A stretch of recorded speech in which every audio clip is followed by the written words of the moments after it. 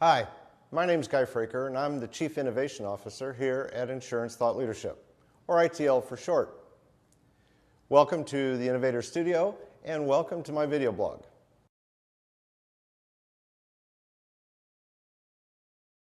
His business experience began with his first startup at the age of 14. And over his career, he's been on the leading edge of multiple transformations. As an entrepreneur, he's dedicated to technological applications that save lives, empower personal independence, and enable sustainability.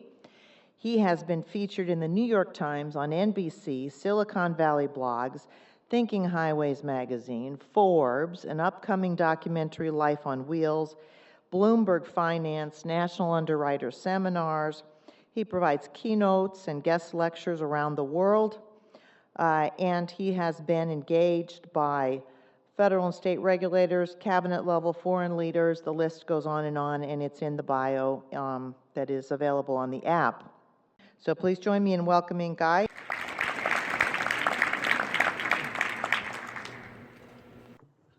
It's always can be a bit of a challenge moderating a panel right after lunch when everybody's kind of feeling a little nappish. But being the last panel and being after lunch is like drawing the short straw or the long straw. I haven't decided which yet. So I'm going to just make a few opening comments to kind of create some context, if you will, on some of these technologies and make sure all this is working. So this first slide, some of you may recognize from dinner last night. Never let it be said that a commissioner has any sort of challenge stepping in and being the master of their own universe. I thought this was a wonderful picture of Commissioner Ullman and kind of set the tone. We talk about driverless cars and autonomy in cars. Let me suggest that we pause for a second and think first about this category that we call insurance. And are these cars have more potential for disruption as a piece of insurtech? And I would submit to you that in the work that I do consulting with companies on inventing things, specifically insurance companies, insurtech is really any technology that captures and renders data that can be used to assess the risk. And the category, I think, is far broader than how we typically look at it. One of the challenges we have with these cars and the technology is we still don't know what to call it. Nobody likes robocar. Driverless car has some scary connotations. And if we talk about true autonomy, then we're kind of looking at a situation like this. You call your car and ask it to come pick you up, and it tells you it's going to the beach instead. Now you're talking about an autonomous car. So I want to manage expectations a little bit because there's so much hype and attention on full autonomy that we always run the risk of missing a very important fact. And that is, the impact on the insurance industry is going to come long before full autonomy is widely adopted, simply because you don't need full autonomy to eliminate, pick a number, 85% of the accidents that occur out there.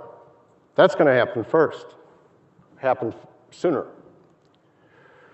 Now, we talk about insurtech and we talk about this massive change in mobility. Let's step back and talk about human nature for a second. This is typically how we see change. Now, there's volumes on the physiology and psychology of this that we don't have time to go into today. The important thing is just to recognize, no matter how much something is in the news, this is how we perceive change over time, particularly in an industry like the insurance industry that is essentially driven by data on past events. But every once in a while, some change occurs that takes a different direction and a different pace. Now, when we ask the question, why does this happen? What causes this to take place? Again, I don't want to talk about the psychology of it. I want to talk about the technology that takes off. So with something like artificial intelligence or driverless cars or partial autonomy, why do some changes all of a sudden go viral? And it may surprise you to know that having the best tech isn't necessarily the driver. In fact, most often, it's not. It's certainly a participating factor. It is certainly a driver, if you will, but it's not at the core. The reason some changes go viral is because the application of the technology fulfills a job to be done for consumers or the world or a customer group that matters. And let me repeat that. The technology performs a job. It fulfills a mission that matters to a large enough group of people. That's when things go viral. The technology can be replicated. The job to be done is what matters most. And what you see here is a low-speed electric vehicle from Santa Clara University that is moving injured and disabled students without anybody behind the wheel, live on that campus today with Aero Robotics. That headline is from 2 days ago when Waymo, Google's car company, is going live with consumers and without engineers on the streets of Phoenix this week. And then you have autonomous semi-trucks. So same technology essentially spread out over 3 different applications.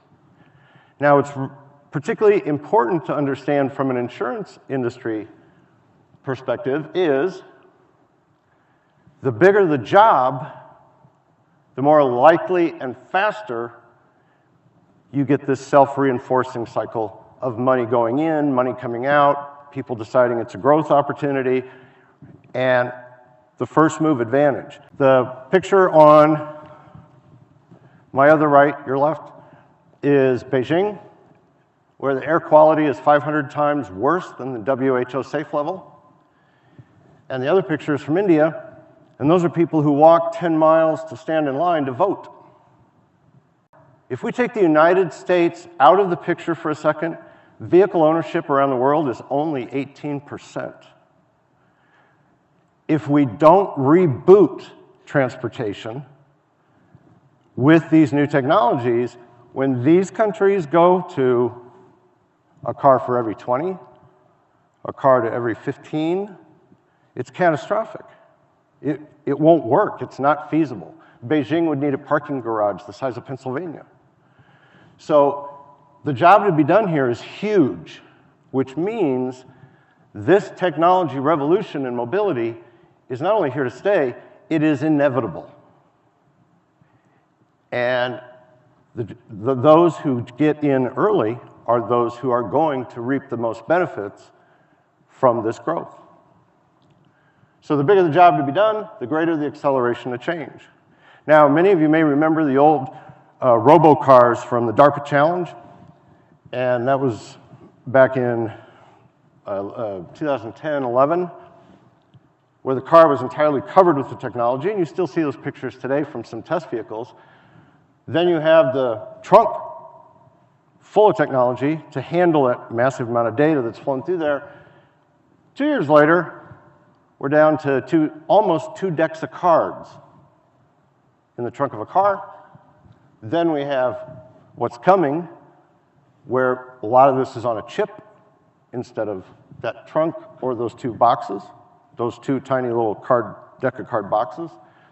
And in July, in Dubai, a different kind of autonomous car or a different type of autonomous vehicle is going to go into use with the flying taxi.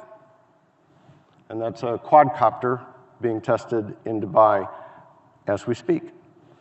So the development starts to yield these forks in the road, and this self-reinforcing cycle takes hold. That's what's important to remember about InsurTech and the technologies that affect insurance. The bigger the job to be done, the more necessary the job to be done, the greater the growth opportunity, even if it seems completely counterintuitive, and oftentimes does, to your leadership team. So insurance, throughout its history, has enabled economies and has DNA deeply embedded in this industry. The original transportation revolution was enabled by the advent of auto insurance when there was no data. We enable economies, and when unintended consequences occur, we restore the losses. I submit to you the future growth for this industry is going to be in collaborating to create and support these new solutions that matter, that we will continue to create new economies and enable new markets, like some insurers who are getting into the autonomous vehicle space now. And it's going to be about using the data to prevent the loss first, which is cannibalization at its core, but continue to recover from the unintended consequence. That's where the future growth is going to be. One of the questions that I get asked the most about innovation in general and any of these breakthrough technologies is, how in the world do we get started if we're interested? And in the past, up to recently, with the development of these technologies, the answer has been, well, you can go study the data, go to these research centers, but I can say something today I've never been able to say before. You can buy your own. It takes the autonomous stuff team, thanks in large part to the work that the next speaker does. It's about 6 weeks to retrofit a car. And we talk about this horizontal view. This is a number you'll hear a couple of times this afternoon. We're supplying the technologies and helping retrofit vehicles for over 2,800 entities around the world who are operating these cars in this moon race to advance and solve this humanity's grand challenge of transportation that you could collaborate and participate with as well. We live in this era of amazing acquisition of knowledge and technology, and it's the application of those technologies that are going to solve what we call the humanity's grand challenges.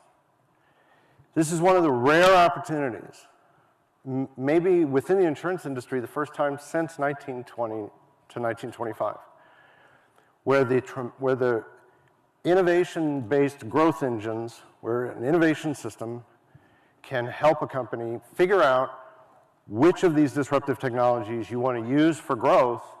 You can dive in and create long-term growth and long-term stability while these technologies are unfolding. This is the insurance industry's opportunity that comes along maybe once in a lifetime, not just with these cars, but with 7 or 8 buckets of technological applications, where the future of the industry is going to be defined by those who choose to adopt them, learn as they go, take a little bit of risk, and use those for the basis, the foundation of future growth. And that's where we are as an industry, because there's no avoiding the disruption from these technologies that are going to provide such a tremendous societal benefit anyway.